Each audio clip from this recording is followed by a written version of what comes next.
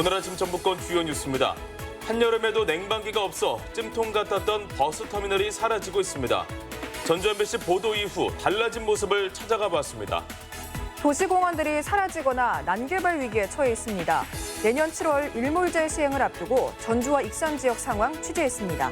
숲속에서 열리는 무주 산골 영화제가 시작됐습니다. 올해는 어떤 특별한 영화와 프로그램이 열리는지 소개해드립니다. 전라북도는 오늘 낮 기온이 30도 내외로 올라 덥겠지만 밤부터 강한 바람과 함께 20에서 70mm의 비가 내리겠습니다.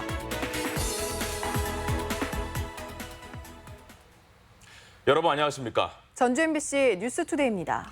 지난해 여름 찜통 같은 버스터미널의 모습 전주 MBC가 지속적으로 보도해드렸는데요. 당장 올 여름부터는 버스 기다리는 시간이 고통스럽지는 않을 것 같습니다. 전라북도와 시군이 예산을 확보해 모든 터미널에 냉방기를 설치하고 있습니다. 박연선 기자입니다. 하루 이용객이 2,000명에 이르는 군산 시외버스 터미널입니다. 지은 지 40년이 넘도록 제대로 된 냉방시설이 없어 여름이면 승객들 불만이 끊이질 않았습니다. 군대에서 말고는 경험이 없는 것 같아요. 생활관안에서 에어컨 없이 산 적은 있는데 이런 위험은 처음인 것 같아요. 하지만 올 여름부터는 더위 걱정은 하지 않아도 될 것으로 보입니다. 전라북도가 버스터미널에 대형 냉방기 등 폭염 저감 시설을 설치하고 있기 때문입니다.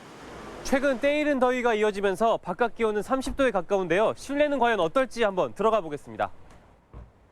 냉방 시설이 곳곳에 설치되면서 바깥과 다르게 실내 온도는 23도 정도로 쾌적하게 유지되고 있습니다.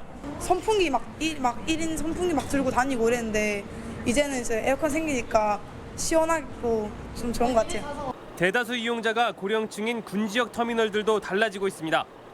선풍기 한 대 없이 부채에 의존해야 했던 완주 고산 터미널에는 냉방뿐 아니라 한겨울 난방도 가능한 냉난방기가 들어섰습니다. 여름에는 여러 가지로 좋아. 에어컨 트는 게 시원해서 좋고 겨울에는 한미들 따순 게 여기 앉아서 기다리는 게 좋고 여러 가지로 좋죠. 해준 게. 전라북도와 각 시군은 냉방시설 지원 사업에 12억 원을 투입해 도내 터미널 33곳 가운데 20곳의 시설을 개선했으며 나머지 터미널도 상황에 따라 사업을 추진해 나갈 방침입니다. MBC 뉴스 박연선입니다.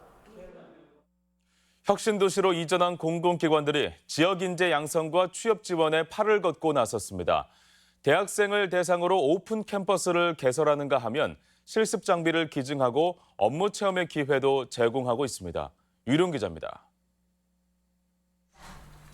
전북대와 군산대 등 도내 6개 대학 총장이 한자리에 모였습니다.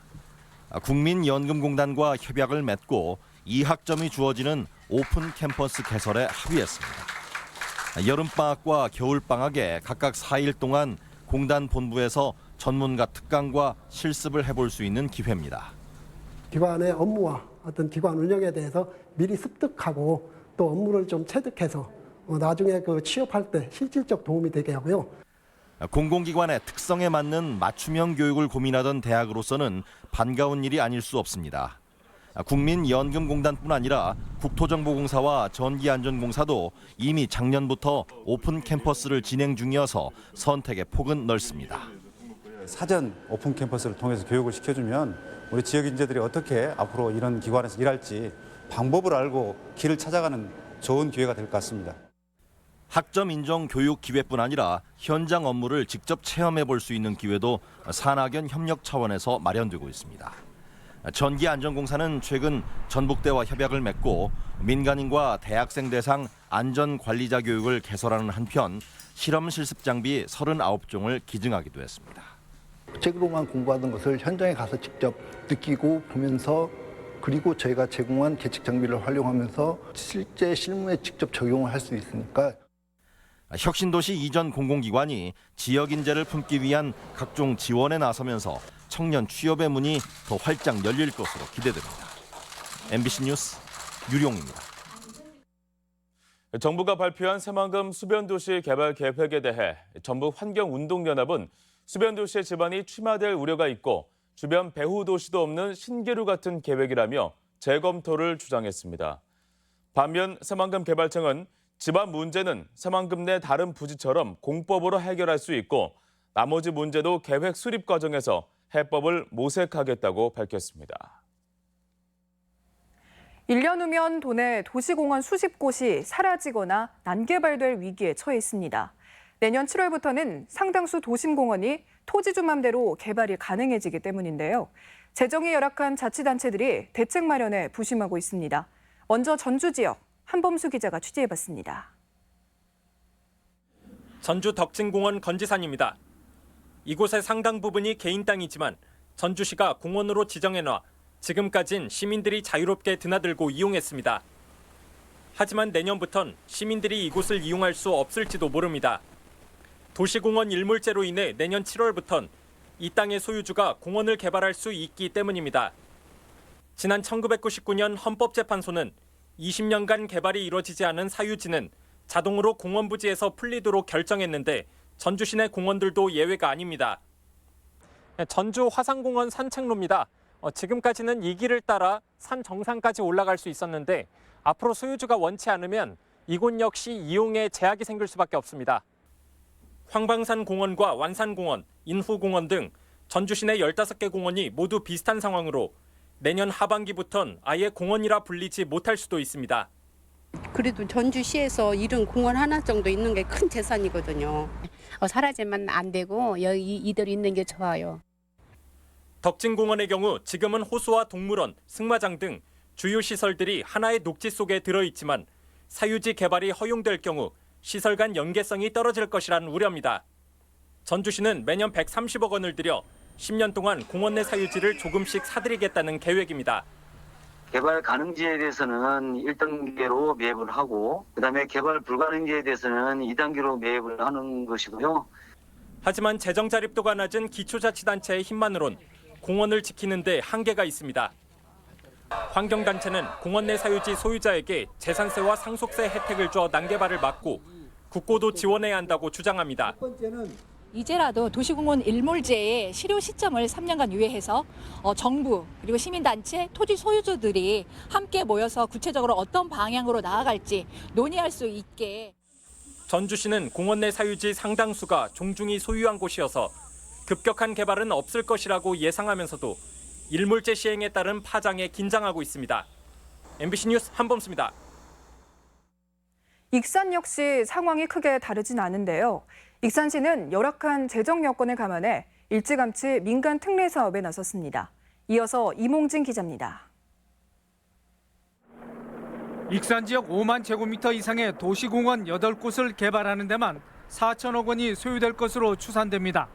익산시는 각 공원 구역의 30%를 민간 사업자가 주택 농지로 개발하는 대신 나머지 70%는 지자체 기부 체납하는 민간 특례 사업을 추진하고 있습니다. 열악한 재정 여건을 감안해서 도시공원 개발에 민간 사업자의 참여를 허용하는 것입니다. 장기적으로 미해결되었던 토지 소유주들의 사유재산권 침해 문제를 해소하는 데 큰 의미가 있습니다.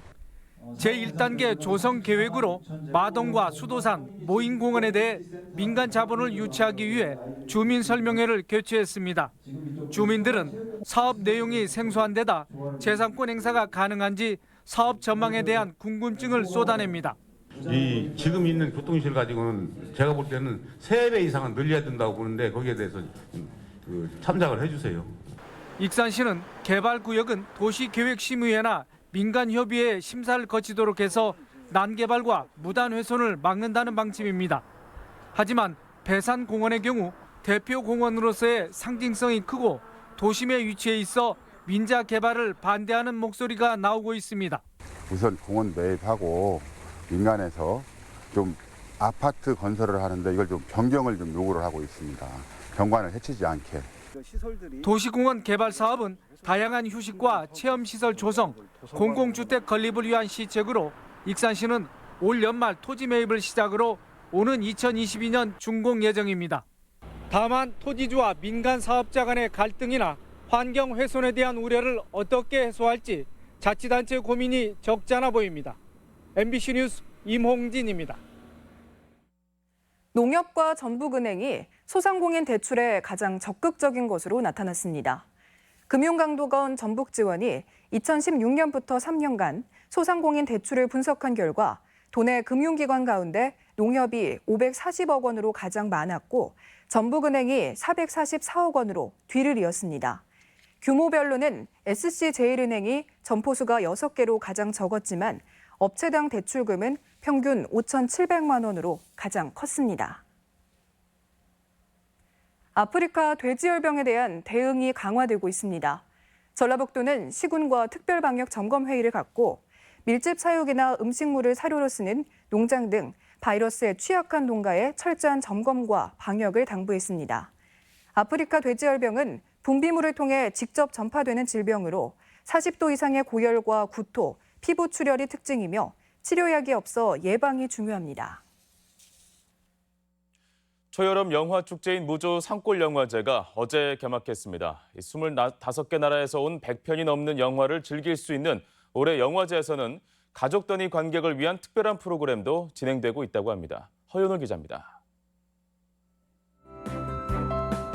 숲으로 떠나는 초여름 영화 소풍 무주 산골영화제의 7번째 막이 올랐습니다. 개막식에 앞서 펼쳐지는 산골영화제 그린카펫 행사에는 박정민과 양익준 등 영화인들의 발길이 이어졌고 배우 박철민과 김혜나는 올해도 4번째로 개막식 사회로 자리를 지켰습니다.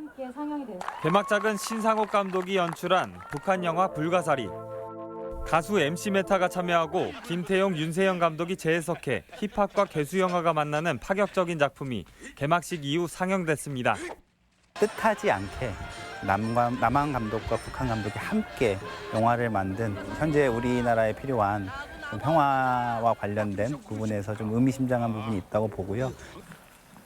올해 산골영화제에서는 25개국에서 온 101편의 주옥 같은 작품들이 관객을 만납니다. 이 가운데 키즈 스테이지에서는 프리다의 그의 여름, 나는 보리와 같은 어린이와 가족 관객을 위해 엄선된 영화가 상영됩니다.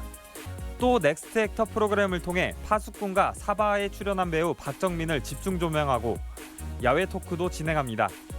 경쟁 부문인 창 섹션에서는 5.18을 소재로 한 김군과 아워바디 등 차별화된 시선을 가진 국내 영화 10편을 소개합니다. 올해 특히 저희가 중간점을 둔 것 중에 하나는 노인 문제를 다룬 영화, 치매 가를 영화, 이런 영화 준비했고요. 그다음에 또 다문화 가정들을 위한 이런저런 영화들도 많이 준비했습니다. 행사의 주무대인 무주 등남운동장 일대에서는 옥상 달빛과 10cm 등이 참여하는 산골 콘서트도 함께 이어집니다. MBC 뉴스 허연호입니다. 최근 도내에서 노조 간 물리적인 충돌이 발생한 가운데 경찰 수뇌부가 이를 비판하고 나섰습니다. 민감용 청장은 최근 기자간담회에서 노동계 시위가 폭력을 수반하는 등 법 질서를 퇴행시키고 있다며 엄정한 사법 조치의 필요성을 강조했습니다. 지난달 29일 전주 덕진구의 아파트 건설 현장에선 건설 노조 간 집단 폭행이 벌어져 4명이 다치는 사건이 있었습니다. 가축 폭염 피해 예방을 위한 특별 대책이 추진됩니다. 전라북도는 지난해 폭염으로 전국에서 230만 마리의 가축이 폐사하는 등 기록적인 피해가 발생했다며 올해 132억 원을 들여 예방 대책을 추진한다고 밝혔습니다. 세부 사업은 폭염 스트레스 완화제와 사육 환경 개선, 재해보험금 지원 등이며 가축 폭염 피해를 줄이고 복구 지원을 위해 폭염 대책 상황실도 운영합니다. 고군산군도 선유도 해수욕장이 예년보다 일주일가량 이른 이달 25일에 개장합니다. 군산시는 더위가 빨리 찾아오면서 선유도 해수욕장의 개장 시기를 6월로 앞당기고 개장 기간도 오는 8월 15일까지 55일로 확대했습니다. 시는 개장식과 함께 7월에는 섬 주민과 관광객이 함께하는 축제도 개최한다고 밝혔습니다. 관광지를 편하게 둘러볼 수 있는 케이블카나 모노레일이 곳곳에 들어서고 있는데요. 남원시가 한파후 관광지를 둘러볼 수 있는 모노레일을 만들기로 했습니다. 지역 소식 이창희 기자입니다. 남원시가 남원의 랜드마크가 될 관광 기반 시설 구축에 나섰습니다. 남원시는 한파후 관광지에 모노레일과 집 와이어를 설치하기로 하고 전문 업체와 투자 협약을 체결했습니다. 협약에 따라 내후년까지 300억 원을 들여 한파후 관광지에 총연장 2.16km 길이의 순환형 모노레일 15대를 설치하고 한공 천문대 인근에는 남원 예총과 수리체험관으로 이어지는 2개 코스의 집 와이어도 설치하기로 했습니다. 지금 이렇게 눈으로 보고 또 약간의 이렇게 먹는 것 그런 위주의 관광에서 여기에서 상당 기간 머물면서 직접 자기가 체험하고 재미를 느낄 수 있는 그런 관광의 형태를 만들어 갈 것입니다. 군산사랑 상품권이 발매 9개월 만에 가맹점이 10,000곳으로 늘었습니다. 10,000번째 가맹점은 청년 창업 소상공인의 치킨 가게로 소상공인의 노력과 홍보로 가맹점이 지속적으로 확산되고 있습니다. 군산시는 종이 상품권을 대신할 모바일 상품권을 9월 전에 선보이며 편리성을 높여나갈 계획입니다. 정읍시가 취직을 원하는 청년들을 위해 청년 내일 도움터를 연지동에 개소했습니다. 도움터에서는 외부 전문가 초빙 모의 면접과 진로 취업 컨설팅 프로그램이 운영되며 청년들에게 다양한 일자리 정보가 제공됩니다. 임실 봉황인재학당이 하반기 입학생을 선발합니다. 17일부터 사흘간 접수받아 150명을 선발하는데 대상자는 임실 지역 중학교에 재학 중인 학생으로 보호자는 임실에 거주해야 합니다. 하반기 수업은 7월 15일에 시작됩니다. MBC 뉴스 이창익입니다. 새만금 산업단지에 기업 입주가 잇따르고 있습니다. 새만금 개발청은 수상 태양광 부유체 제조업체인 테크윈과 테크윈 에너지, 콜라겐 업체인 게노맨 내추럴 바이오와 새만금 산단 입주 계약을 체결했다고 밝혔습니다. 이들 업체는 2023년까지 270여억 원을 투자해 새만금 산단 임대용지 5만여 제곱미터의 공장을 조성합니다. 도교육청의 계획성 없는 예산 집행이 도마에 올랐습니다. 도의회 교육위원회는 2018년도 도교육청 결산심사에서 예산 불용액이 784억 원으로 적지 않다며 예산 집행의 문제점을 따졌습니다. 교육위원회는 도교육청의 예산 불용액은 2017년도에도 921억 원에 달했다며 관행적인 예산 편성을 질책하고 세밀한 검토와 관리를 촉구했습니다. 우리 지역 행사와 문화 소식입니다.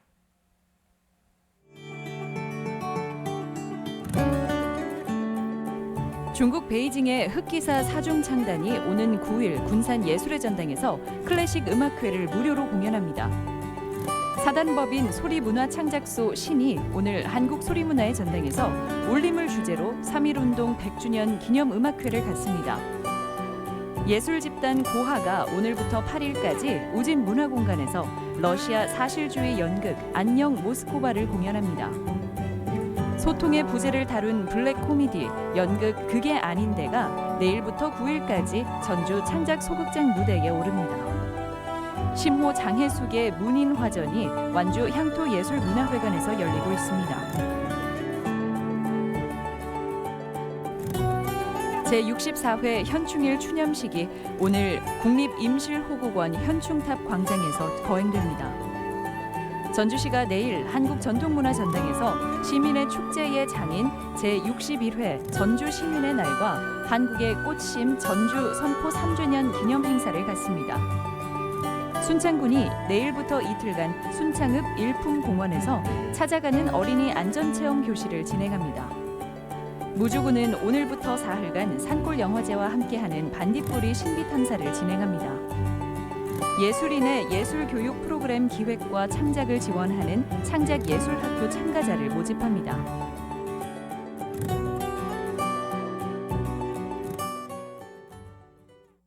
이어서 날씨 전해드립니다. 전라북도는 오늘 낮 기온이 30도 내외로 올라 덥겠지만 밤부터 강한 바람과 함께 20에서 70mm의 비가 내리겠습니다. 지역별 기온입니다. 전주는 아침 기온 18도에서 낮 기온은 30도, 익산이 17도에서 30도, 동북권은 무주가 16도에서 30도, 진안은 15도에서 29도, 서해안권은 군산과 고창이 17도에서 28도 등을 기록하겠습니다. 현재 초미세먼지 농도는 익산과 완주, 전주, 남원에서 나쁨 수준을, 나머지 지역에서는 보통 수준을 보이고 있습니다. 오늘 하루 미세먼지와 초미세먼지 농도는 보통 수준을 보이겠습니다.